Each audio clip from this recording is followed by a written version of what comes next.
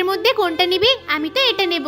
আমি তাহলে আইসক্রিম আর আমি তো জুস। বাবা আমি একটু ওয়াশরুমে যাচ্ছি, তো আমার খাবারটা একটু সরিয়ে রেখে যাচ্ছি। তোমরা কিন্তু একদম খাবে না, তাহলে কিন্তু আমি খুব রেগে যাব। আরে বাবু তুই যা, আমরা খাবো না তোর খাবারটা। তোমার ছেলে তো তাকাতে তাকাতে চলে যাচ্ছে, এখন আমি একটু ওর খাবারটা খাই। এই খাচ্ছ কেন?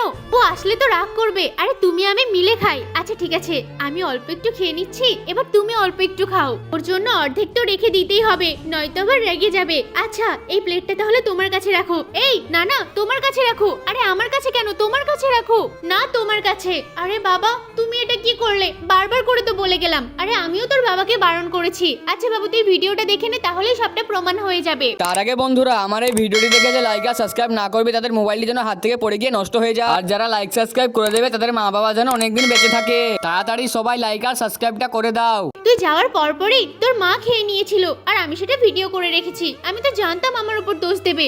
আরে ও আবার ভিডিও করেও রেখেছে। মা তাহলে শেষমেশ খাবারটা তুমিই খেয়ে নিলে।